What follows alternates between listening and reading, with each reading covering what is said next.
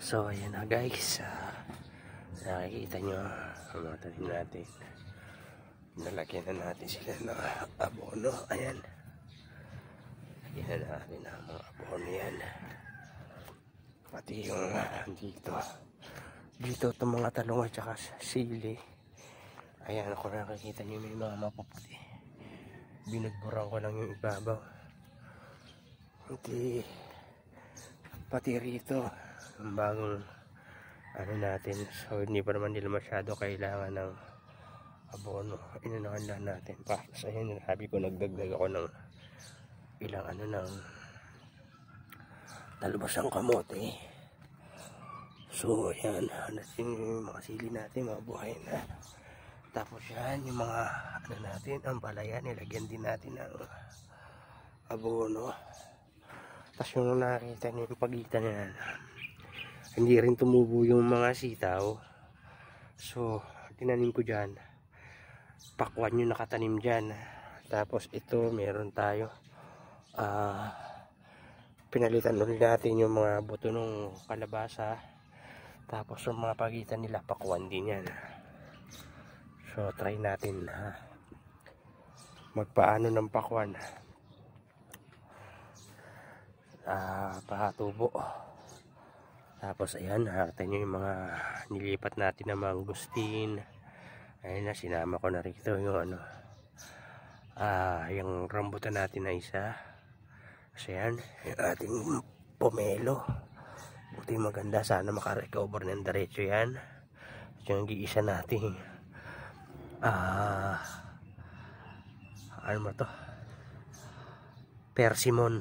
Ayun, nasa cup noodles. Tapos ito medyo kumaganda yun, mayroon pa sumusuhi na isa.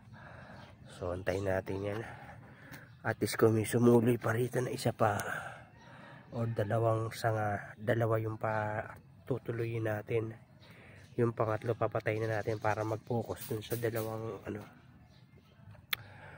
mamaya ilipat ko na rin dito yung dragon fruit dun sa kabila, dun sa may manok natin.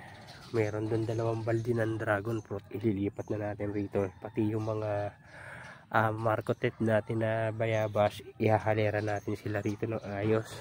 Kundi dito sa gitna siguro dun sa may panabi dun na malapit sa may puno ng saging, dun natin sila ipopwesto para dito sa kalapada na to puro mga gulay. Kasi plano ko maggagawa pa ako rito ng taniman ng pechay tsaka ganun, mustasa o kung ano man pag nakabili tayo ng o kaya mga lettuce. Kasi yung natin yung nagkandamatay, kung natatanda nyo, meron akong pinunla. So ayan, nagkandamatay sila, hindi umabot na kasi ng mga uod, sayang.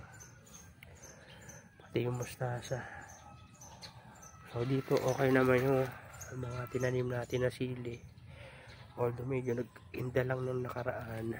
Ayan, medyo naluto yung mga dahon, pero at least buhay pa rin sila lahat hanggang doon.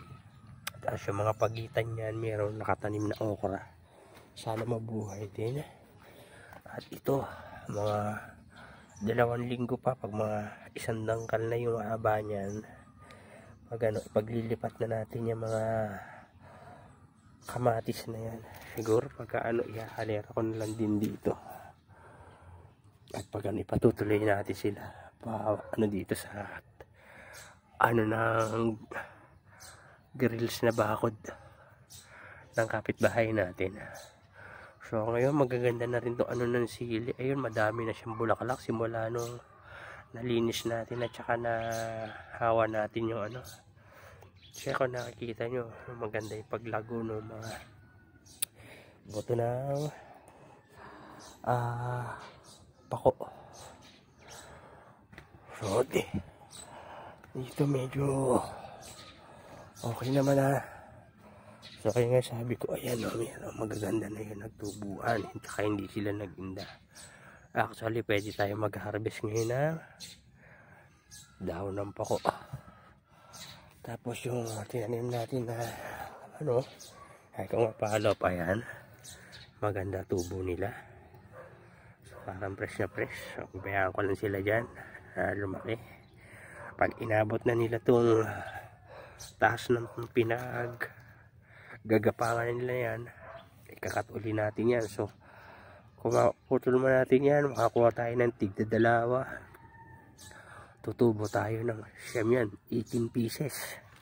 So maganda-ganda na yon. Kung sa 200, 18 pieces, magkano na siya guys? 3.6 yung kikitain natin doon kung sakali, kung ibebenta na. Pero sabi ko nga, pahagabihin ko muna yan, at pagka mga maganda-ganda na sila, tsaka natin tayo magbebenta. So yan ang update natin.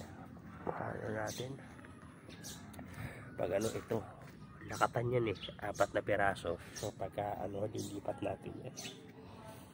So ayan medyo malago na yung siguro mga 2 weeks from now, itong mga nakatikos na ito ng pataas, puputulin natin yan at isisingit-singit natin dyan sa mga medyo malalayo pa yung na hindi pa tumutubo, para mas mabilis silang kumapal. So yan muna ang update natin dito. Tapos natin kasi medyo umaano na uli yung init.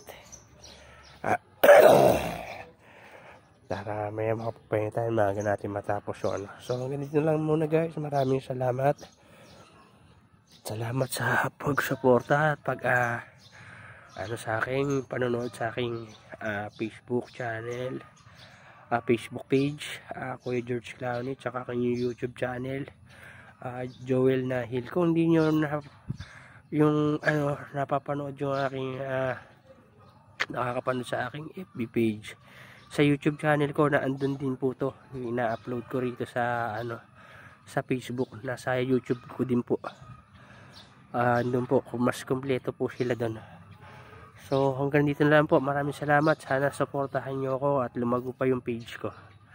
God bless po.